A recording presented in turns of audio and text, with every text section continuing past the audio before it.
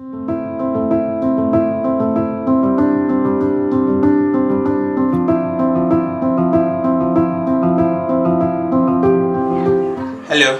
good afternoon.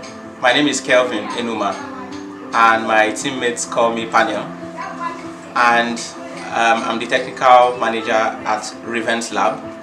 So what Rivents Lab has been able to do through the help of NGVentilators is to come up with a prototype for a ventilator, mechanical ventilator to help corona patients, and we have named this ventilator Vent 1.0.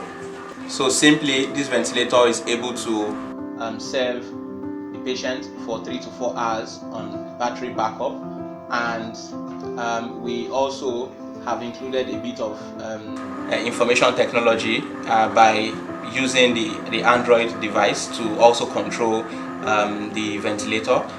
For us, this is a very important step, because considering the number of patients that we have both in Nigeria and worldwide, we think this ventilator is going to help to sort of reduce, the death rate, because we know how difficult, the absence of a ventilator to a corona patient can be. And I'm happy that this opportunity was given to us, and of course we need a lot of help to get this out there to those that need it. One of the things that we are going to be doing in this video is to do a brief demonstration on how the system works, so you get to see the different parts of the ventilator and how it's being controlled, the functionalities basically. Thank you. So turning on Vent 1.0, an initialization process takes place. So this process means that it's waiting for a signal, and this signal is in the form of a form of breath from the patient, because by default the system runs on sensor mode, which requires the patient to try to take in oxygen, and then the system begins. So on that process, the motor compresses the bag, and then the bag continually supplies oxygen to the patient. Now there's a form of fail-safe condition that is attached inside of the system, such that after 10 seconds, if the patient is weak and can no longer try his best to take in oxygen, the system switches from sensor mode to time mode. Now in time mode, variables have been set already. So variables like the respiratory rate, the FIU, the tidal volume, and the I ratio, those variables are already set. And then when it switches to time mode, this now controls the motor and then supplies oxygen to the patient. But this time around, the patient no longer has control over how the motor supplies the oxygen.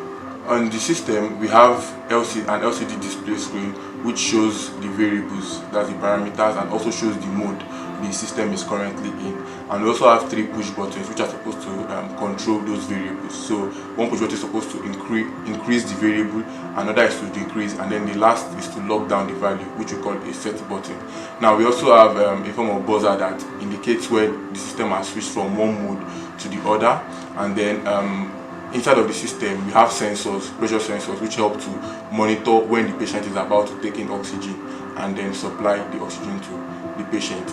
Now for in the time mode, what happens is that when the doctor changes those variables, just like my other partner said, that there's an app that can also control. So the LCD displays what also shows in the phone. And then for the motor, we have a rack and pinion gear which is attached to it, which converts the rotary motion of the motor to a linear function and then compresses the bag to supply oxygen to the patient. For ease of access, an Android app was also developed to ease the doctors to monitor the values and change parameters. So with this app, you can see at real time the current values, the parameters that the ventilator uses to operate, and the current mode, whether it's in time mode or it's in sensor mode. And from there you can easily change the parameters, and you can switch from time mode to sensor mode, change the respiratory rate, change the tidal volume, also change the I ratio. And there's a feature we also want to include in the app, which will include the history and the log of every action that is taken in the app. So everything that happens to the ventilator, you can go back to the history and view the patient's activity through this app.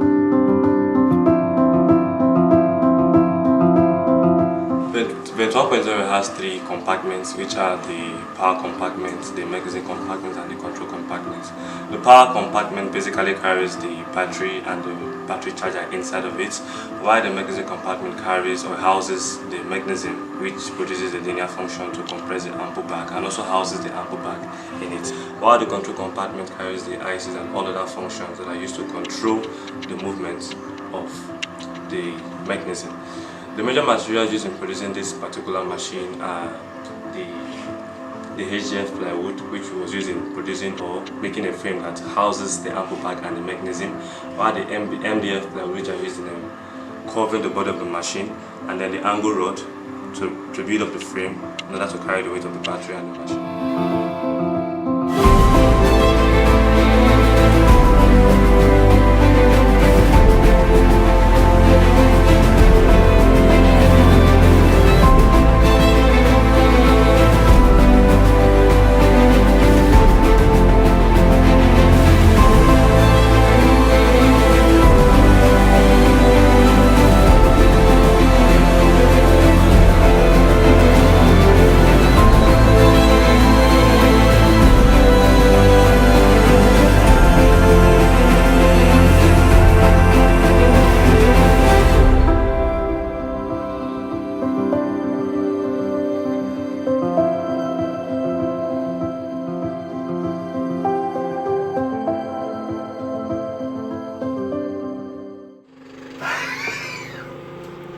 Wait now, Xavier, how is he doing here?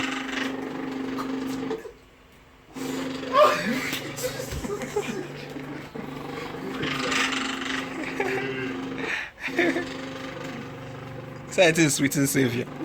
Xavier, this thing was made for you.